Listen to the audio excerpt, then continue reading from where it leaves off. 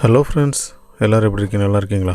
இன்றைக்கி இந்த வீடியோவில் மல்லிகைப்பூ செடி எப்படி பராமரிக்கிறது, கொஞ்சமாக இடம் இருக்கிறவங்க அந்த செடி எப்படி வளர்க்கலாம் அப்படிங்கிறதுக்கு நல்ல ஒரு சின்ன ஆலோசனை இதில் கூறியிருக்கிறேன்.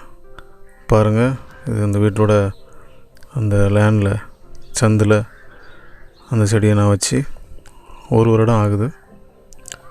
பாருங்கள், நல்ல பெருசாக வளர்ந்துருச்சு. அதை அப்படியே நான் மாடிக்கு அந்த கொடியை படர்த்தி மேலே கொண்டு போய்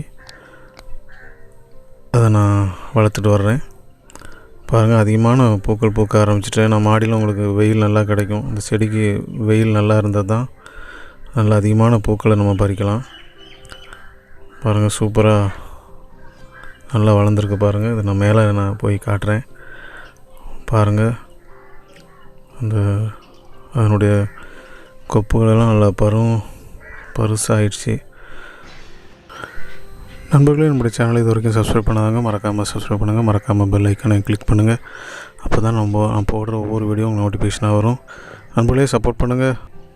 பாருங்கள், நான் மாடி பகுதியில் அழகாக படர்ந்துருக்கு. பாருங்கள்,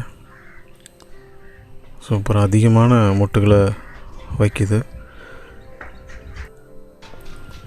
நல்லா செழிப்பாக வளர்ந்துருக்கு. பாருங்கள், தண்ணி ஒரு 3 நாளைக்கு ஒருக்கா விட்டாலே போதும்.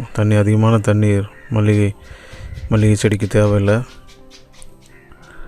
பாருங்கள், சூப்பராக வளர்ந்துருக்கு. நீங்களும் இந்த மாதிரி கொஞ்சமாக இடம் இருக்கிறவங்க கீழேருந்து நீங்கள் வளர்த்து கொடி மூலமாக நீங்கள் மாடிக்கு கொண்டு போயிடலாம்.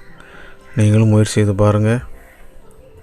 இந்த செடிக்கு நான் என்ன உரம் நான் வைக்கிறேன்னா, வீட்டில் கோழிகள் இருக்கிறதுனால அந்த கோழியினுடைய எச்சங்களை தான் நான் இதுக்கு போடுறேன்.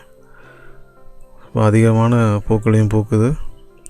பூக்களும் நல்ல பருவம் பூக்களாக இருக்குது. ஓகே நண்பர்களே, இன்னொரு வீடியோ உங்களுக்கு சந்திக்கிறேன். ஓகே நண்பர்களே, சப்போர்ட் பண்ணுங்கள். ஓகே, பாய், தேங்க்யூ.